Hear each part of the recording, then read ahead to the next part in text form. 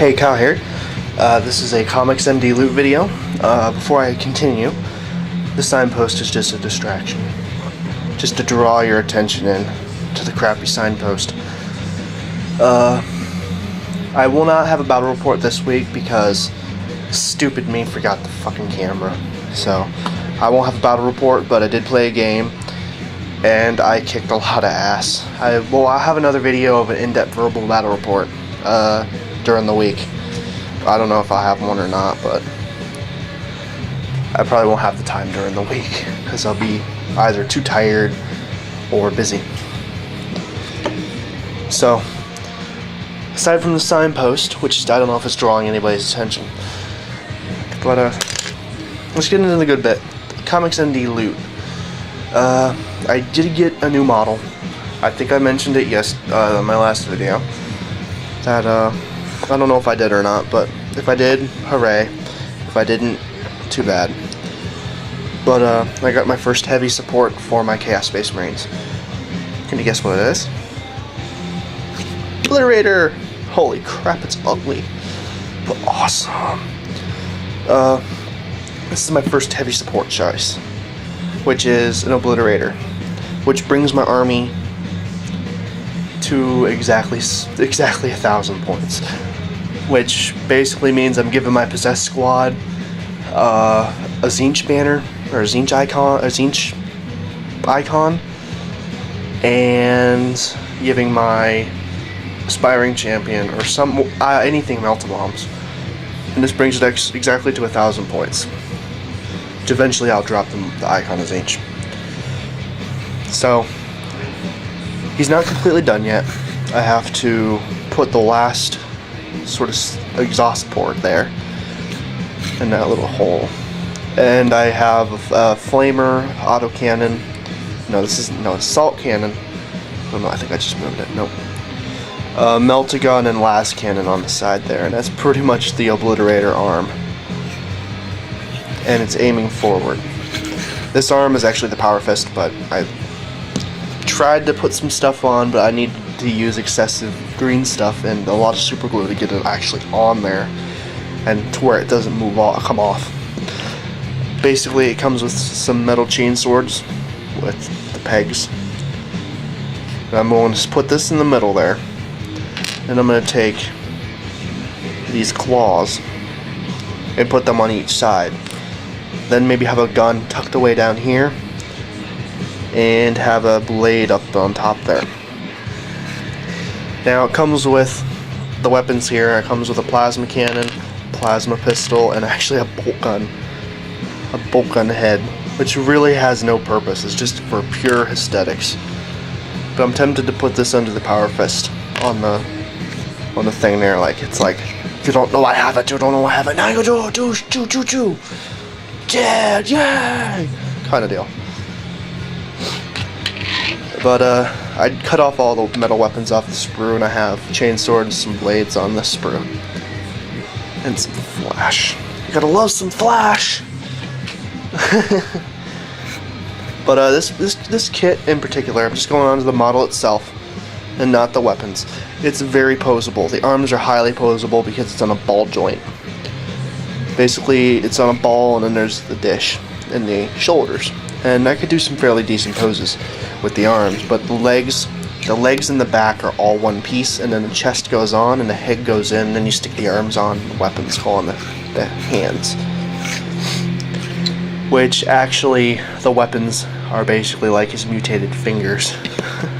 Pretty much his mutated fingers. Now, I will highly recommend that anybody watching this thinking about getting Obliterators, or has Obliterators but didn't do this, yeah, actually the chest doesn't fit very well to the body. So what I'm gonna have to do, probably gonna have to rip the arms off and clean up all the green stuff, and completely green stuff all around, including the chest, which has it the worst, because there's that gap there. And I have a pretty damn good feeling, because there's two different Obliterator models, completely different. I have a feeling that the chest doesn't go with this back. because I noticed the model that this actually is. This is actually Obliterator 1. It has an Obliterator 2 arm, so they sort of just grab a power fist, grab a weapon arm, throw it in there, and then grab a back, chest, head. There you go.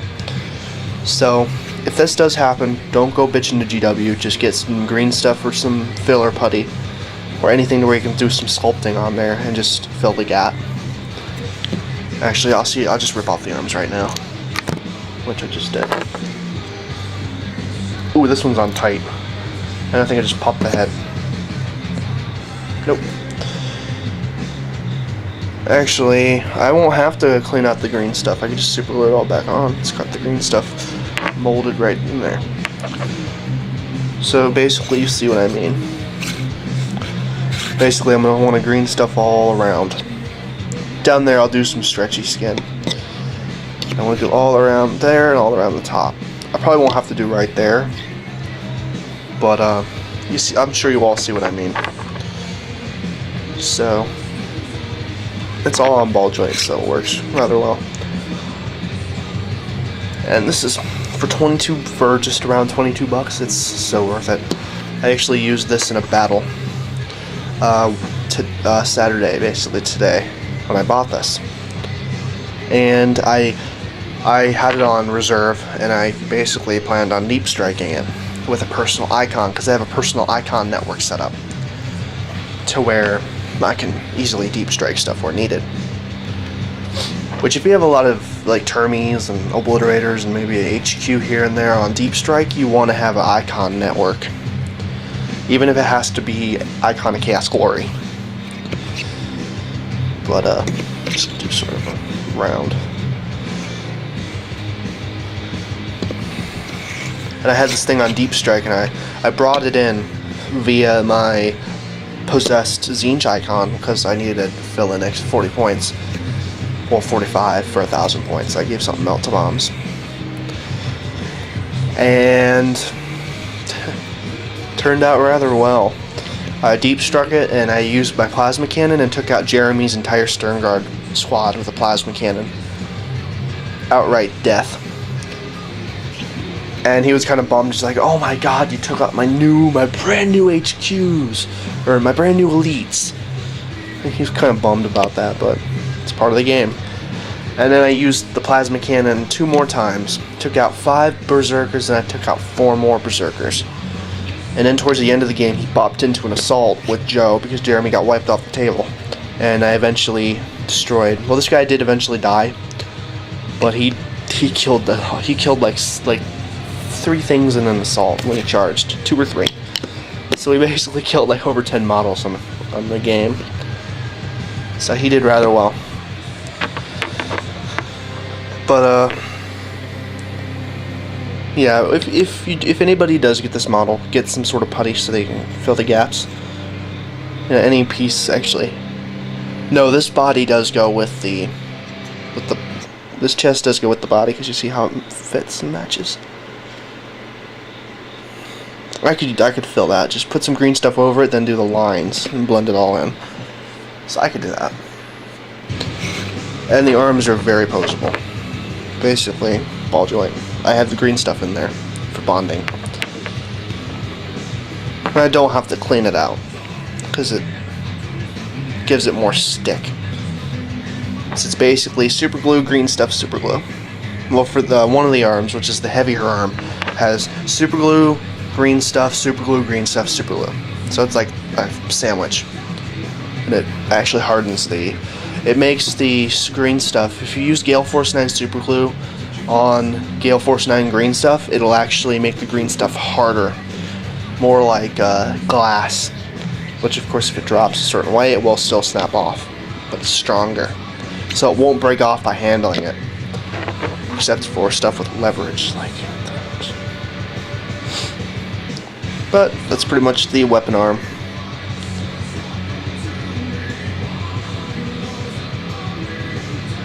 I have to put an exhaust port on there. Now, what Jeremy actually suggested, I don't know who suggested it, but somebody, it's either me or Jeremy, who suggested putting a servo arm with more mutated weapons coming out on the tip of the servo arm, like a big chunk of mutated flesh, and then more weapons coming out. And I was like, oh, I'm all about that idea, but I'm sort of debating on doing it or not, because I want it to be more chunky and more solid, not more spread out. So yeah. See, basically I can do very dynamic poses. I can even bring it out and bend it out more.